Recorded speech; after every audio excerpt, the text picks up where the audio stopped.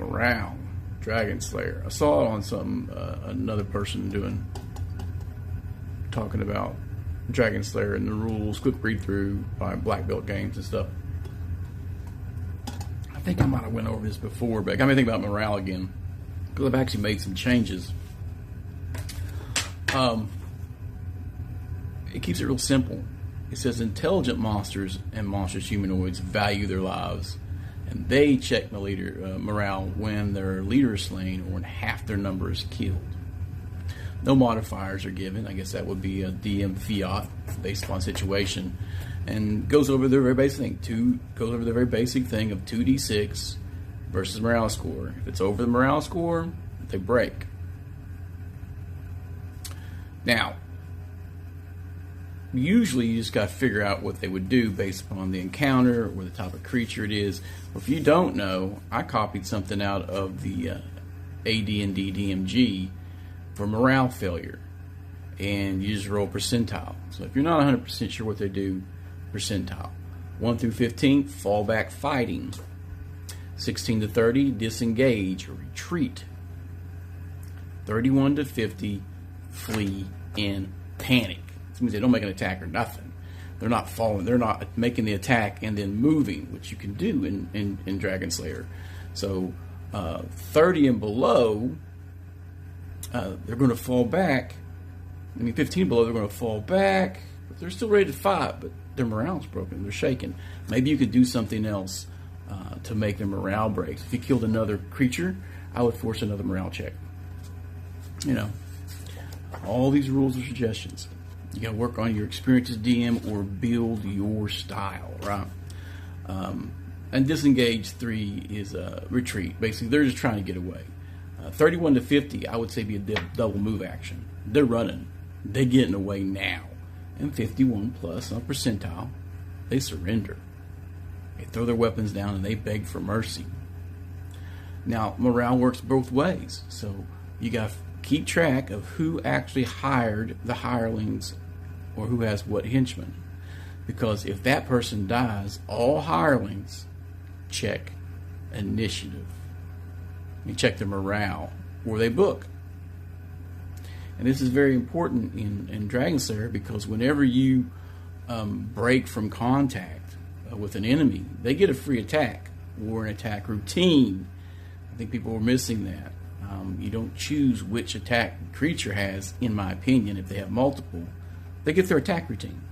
So if you turn to flee from a carrion crawler, it's 8 tentacles flailing all over you.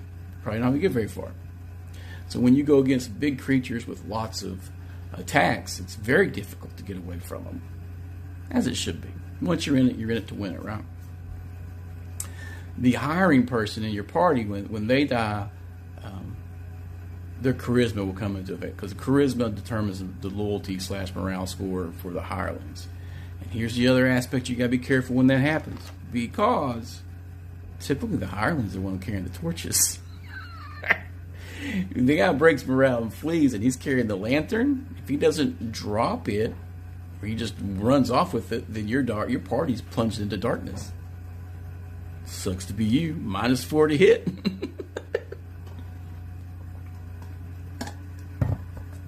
Morale failure should be bad. That's when most battles aren't won when the enemy is completely decimated. Most battles are won when the morale breaks and your enemy flees the field. That's a win. So yeah, morale. Give it a little thought. It's pretty simple. Always know when to roll it. I would add a few more options in there. If you know the description of the creature means they're afraid of magic, when magic is used, make them make a morale check. They're terrified of magic. That should reflect in their morale rolls. Every time you throw magic, they might run. Could be nothing burger match it. If the wizard throws a light spell and waves his staff in the air and it's glowing now, there's varying types of cultures who are terrified by magic. They may just run. Those are really kind of greedy. Might be wanting that staff. They might be drawing some attacks. I want the magic staff. I want the magic staff. So I thought I'd throw it out there this morning. That little chart from the DMG, old school AD&D, is pretty handy. If you're not sure, or you're just like rolling dice, you like that random factor, then do it. Because, 30 and below, they attack, then fall back. And pretty much 31 up, your party's not going to be attacked if your opponents fail morale. Because those checks are instantaneous. So if you won initiative and you did that, you killed the leader and half their number, that morale check might be like, we give up. You guys are too boss. We give up. And then that gets into your RP and stuff. What you do with the prisoners. Is there no quarter given? Are you taking prisoners and making them into trap testers? Or are you taking slaves? Or are you just taking them back to be released? Whatever. It depends on your party. My guys are typically no quarter guys. They just kill everything. So I'd share that.